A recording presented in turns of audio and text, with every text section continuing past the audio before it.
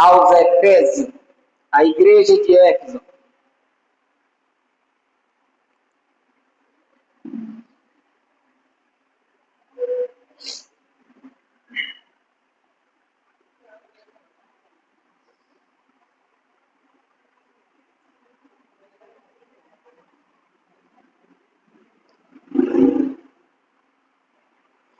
Livro de Éfeso, a igreja aos Efésios. Capítulo 2, do versículo 1 em diante. Até o 10. Diz assim. Amém. Diz assim: Ele lhe deu vida quando vocês estavam mortos em suas transgressões e pecados, nos quais vocês andavam no outro tempo, segundo o curso deste mundo, segundo o príncipe da potestade do ar, do espírito que agora atua nos filhos da desobediência. Entre eles, também nós, todos andavam no outro tempo, no passado, segundo a inclinação da nossa carne, fazendo as vontades da carne e dos pensamentos. Éramos, por natureza, merecedores da ira, como também os demais.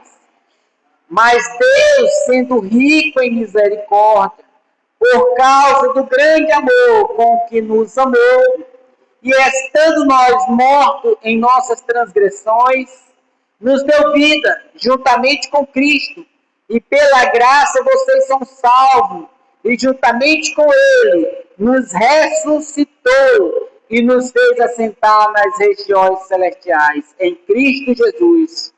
Deus fez isso para mostrar no tempo vindouro a suprema riqueza da sua graça, em bondade para conosco, em Cristo Jesus.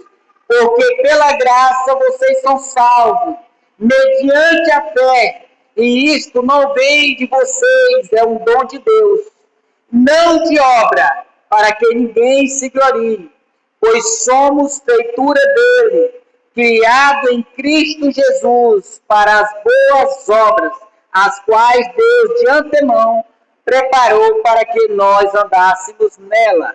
Amém? Glória a Deus. Aqui é a carta ainda do apóstolo Paulo. O apóstolo Paulo foi o autor de cartas do Novo Testamento que mais escreveu o livro, foi o apóstolo Paulo. Por isso, nós vamos ver diversas vezes a gente trabalhar as cartas de Paulo. O que era Éfeso? Éfeso era uma cidade, era uma capital da Ásia Menor. Essa cidade de Éfeso era a cidade de idolatria e de feitiçaria. Essa cidade era cheia de idolatria e feitiçaria. Paulo passou em Éfeso 3 anos durante a sua viagem missionária. Ele passou 3 anos em Éfeso e plantou esta igreja. Eu estou falando do tempo que o homem passou para plantar uma igreja. E foi uma das igrejas mais poderosas que Paulo plantou. Passou 3 anos. E naquele período não tinha internet. Não tinha os veículos de comunicação que nós temos hoje. Tudo era de difícil acesso. E Paulo chegou, passou 3 anos nessa cidade e plantou essa igreja. E nesse lugar aqui, nessa igreja, Paulo fez uma obra tão grande que os feiticeiros queimavam seus livros em praça pública, arrependido. E os livros deles eram caros, mesmo assim eles queimavam. Houve um avivamento nessa cidade. A idolatria foi rompida, a feitiçaria foi rompida, milhares de pessoas foram convertidas, se renderam aos pés do Senhor. Quando o apóstolo Paulo andou nessa cidade, fundou essa igreja, passando somente 3 anos. Isso daqui serve de exemplo para nós, irmão. A gente tem não sei quantos anos de crente, talvez a gente nunca nem levou uma pessoa a Cristo, né? Paulo, em 3 anos, milhares de pessoas foram convertidas, a ponto de feiticeiro queimar os seus livros de feitiçaria. A obra de Deus, irmão, quando a gente se empenha na obra de Deus com o coração, Deus faz a obra.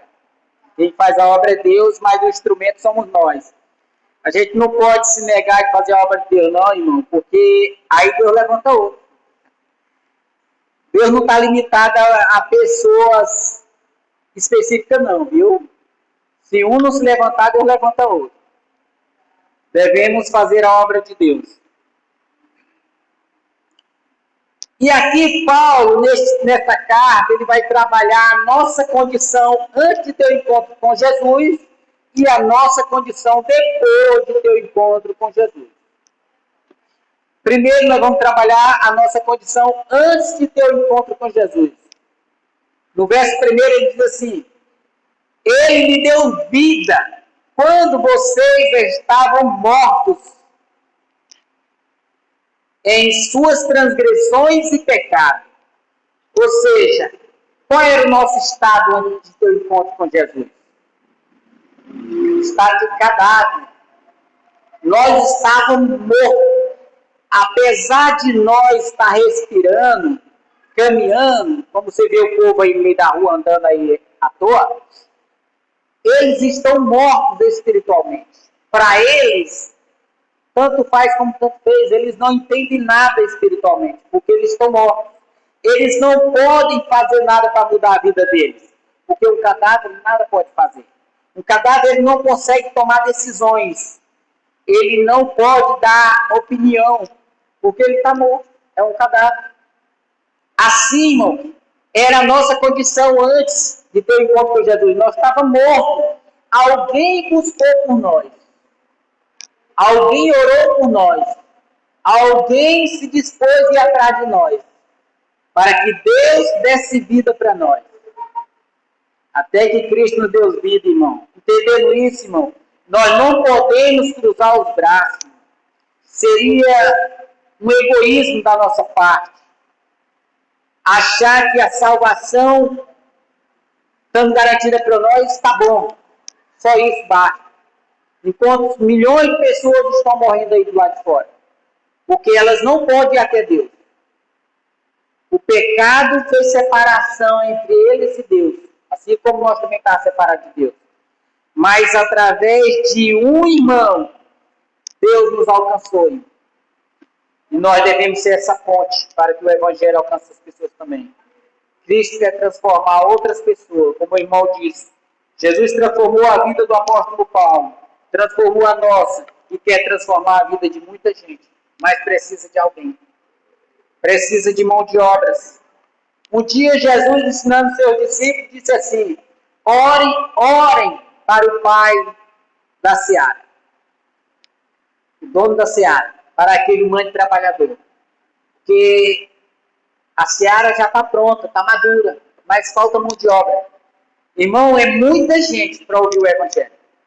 E os crentes andam se escondendo. Tem pessoas, irmãos, que professaram a sua fé publicamente, mas que nunca saíram para evangelizar. Pessoas que não têm coragem de evangelizar. Pessoas que se acham fracas ao ponto de não ter nem condição de evangelizar. Irmão, entendendo nós que Cristo nos resgatou, irmão, nós devíamos sair, era como um louco gritando no meio da rua aí, desesperado aí. Não era assim quando nós era aí? Por exemplo, no carnaval, não saía gritando aí, chamando os outros, bora. Não era assim? Por que agora, como igreja, não faz a mesma coisa? Não sai pela rua pregando o Evangelho, já que nós saímos convidando os outros para ir para a festa. Irmãos, o entendimento sobre isso é nós que temos que adquirir, irmão. A Escritura nos ensina isso. Se nós estudar a Escritura, ela vai te ensinar a nós andarmos, nos comportarmos como cristãos. Não adianta só você dizer assim, irmão, eu creio em Cristo. Nós vamos aprender hoje a respeito das obras, viu? Obras. Deus preparou as obras antes da fundação do mundo, para a igreja. Amém? Era a nossa condição, irmão, era de cadáver mesmo. Mas Cristo nos deu vida. Quando nós estávamos mortos em transgressões e pecados.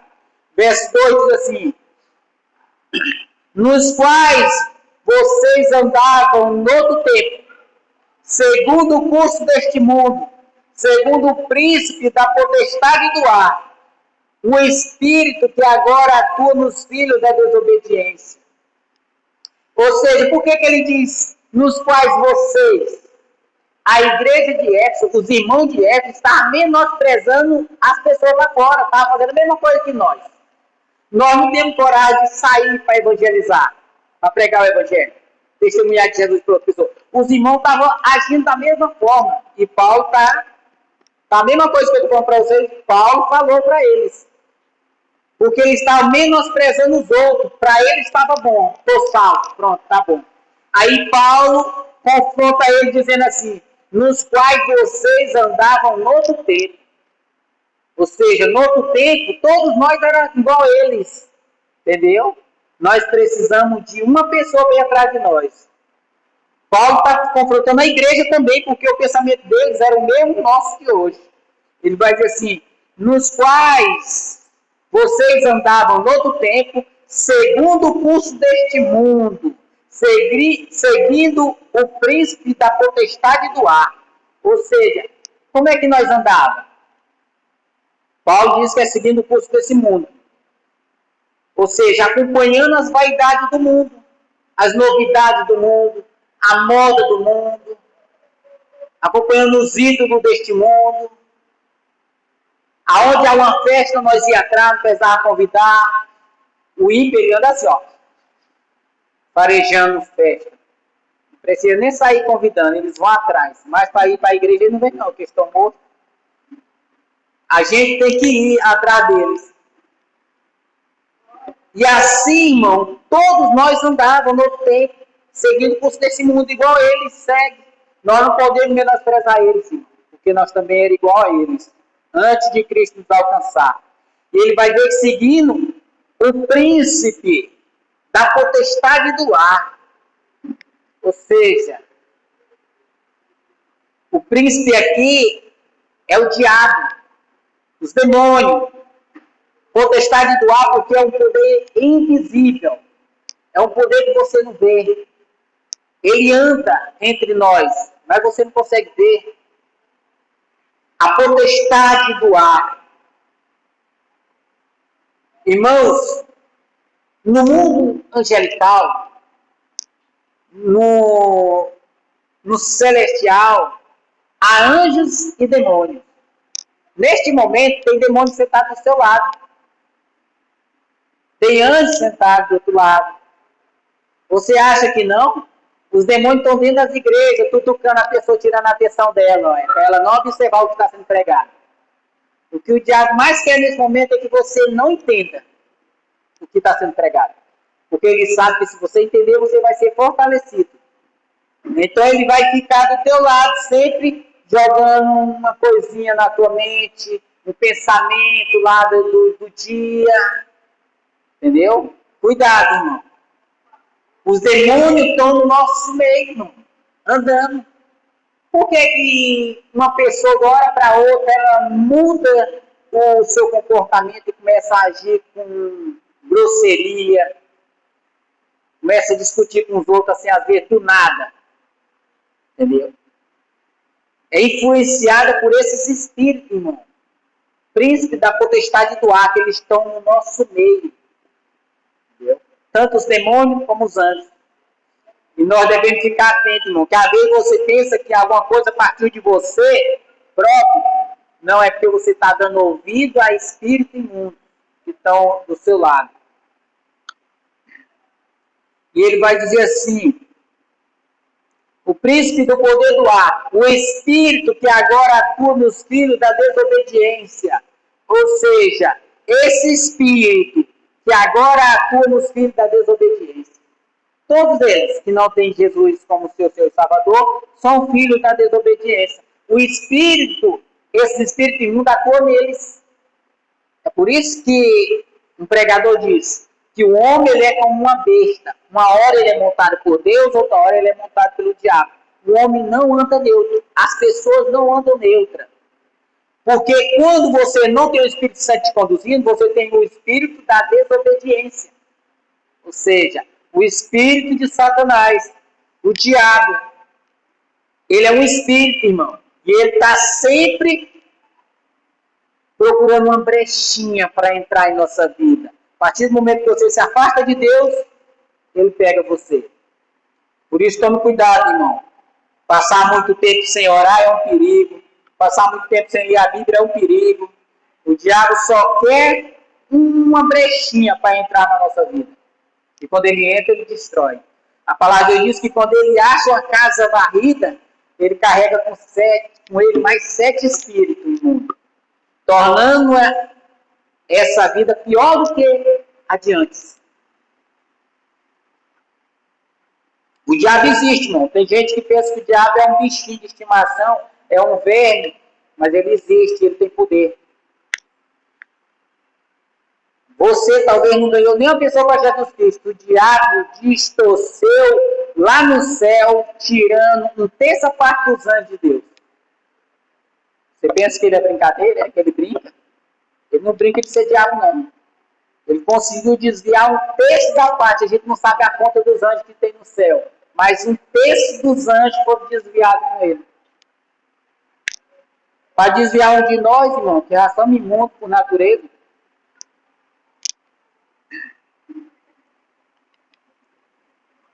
Verso 3 diz assim: entre eles, também nós, todos andávamos no passado, segundo a inclinação da nossa carne, fazendo as vontades da carne e dos pensamentos. Éramos, por natureza, merecedores da ira. Ou seja, assim como eles, os ímpios, nós também andávamos no passado. E nós seguíamos o quê? A inclinação da nossa carne. Ou seja, fazia a vontade da carne. Tudo que a carne pedia, nós fazíamos. Tudo que a carne... Na verdade, a carne não pede, a carne manda, né? O manda e o ímpio obedece. Então, a carne dizia, vamos para cá, o ímpio vai. Porque ele não tem o Espírito Santo para conduzir, ele só tem o Espírito da desobediência. Então, ele vai para onde a carne pede. Onde a carne pede, ele vai. E assim, irmão, assim era nós no passado. Ele vai dizer que nós fazia as vontades da carne, a inclinação da nossa carne. A inclinação da carne, irmão, é sempre para o pecado. A inclinação da carne é sempre para a vaidade, sempre para o mundo, sempre para ver as coisas deste mundo. É isso que é a vontade da carne. E há uma luta até para a igreja. Mesmo depois de ser igreja, irmão, há uma luta constante do espírito contra a carne. Jesus disse assim, o espírito está pronto, mas a carne é fraca. Então devemos vigiar. Vigiar, porque de vez em quando você vai ver a carne chamando para um lado. Cuidado, porque pode você achar que é um desejo bom do coração e pode ser simplesmente a carne levando você como um vento levando folha seca. Ele vai dizer, como os demais, nós também éramos merecedores da ira. Ou seja,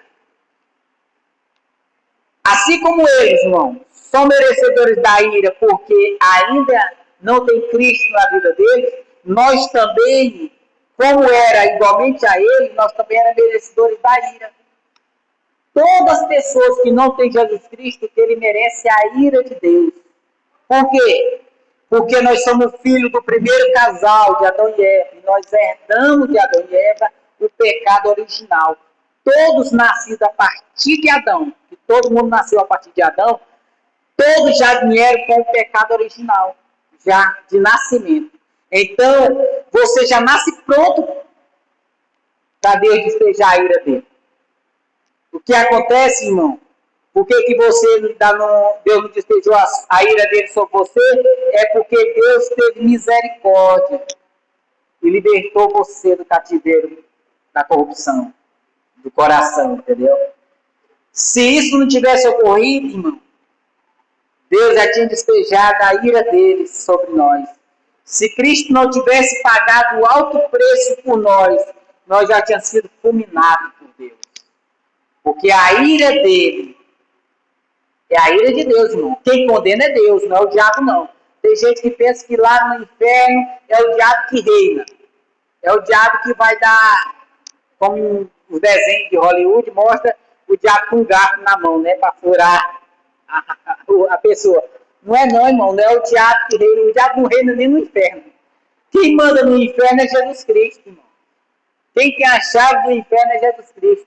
Quem vai prender o diabo lá é Jesus Cristo.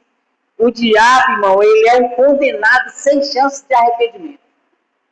Enquanto temos vida, temos oportunidade de arrependimento. O diabo não tem. O diabo é um condenado, irmão. O diabo não é rei, não. O diabo nunca foi rei. Nem no inferno ele não é rei. Ele está condenado de uma vez por todas. Verso 4 diz assim: Deus, sendo rico em misericórdia, por causa do grande amor com que Ele nos amou, ou seja, Deus é rico, irmão, em misericórdia. Significa que Deus tem muita misericórdia. Transborda de misericórdia. Por causa de quê? Por causa do grande amor com que Ele nos amou. Qual foi a prova do grande amor de Deus? Qual foi a maior prova que Deus deu como seu amor pela humanidade, pelo seu povo? Foi Ele ter entregado o seu filho, o seu único filho numa cruz, para morrer em nosso lugar. Essa foi a maior prova de amor já feita na terra. Nunca ninguém fez uma como essa. Deus fez, irmão. Deus esmagou seu filho na cruz para que nós estivéssemos aqui hoje. Se Cristo não tivesse morrido, irmão, nós não estaríamos mais aqui. Essa graça de Cristo, irmão, não foi somente no momento da salvação. Porque por causa da morte de Cristo, a misericórdia dele também nos alcançou. Não só a misericórdia e a graça. Mas não só a graça, a misericórdia também. Significa que, se Cristo não tivesse morrido em nosso lugar, há tempo nós já tínhamos morrido. Mas por que você ainda permanece vivo? Pela misericórdia de Deus. Pelo sacrifício de Cristo, Deus agora derrama da misericórdia dele sobre nós, nos livrando de acidente, tratando de doença, nos livrando de morrer com uma bala, não perdida, achada, né? Porque perdida é aquela que não encontra ninguém. Assim seria nós, irmãos, se Deus não tivesse uma misericórdia tão grande, rico em misericórdia e rico em amor para conosco. Misericórdia e graça. Verso 5 diz assim: estando nós mortos, novamente Paulo frisa nisso, estando nós mortos em nossas transgressões, nos deu vida juntamente com Cristo. Pela graça vocês são salvos. Paulo vai trabalhar muito essa questão da graça aqui. Primeiro, nós estávamos mortos em nossas transgressões. Paulo frisa novamente, para que nós não venhamos esquecer que nós estávamos mortos. Mas, pela graça, nós fomos salvos. Cristo nos salvou pela sua graça. Derramou da sua graça sobre nós. E ele vai dizer que juntamente com ele nos ressuscitou. Ou seja,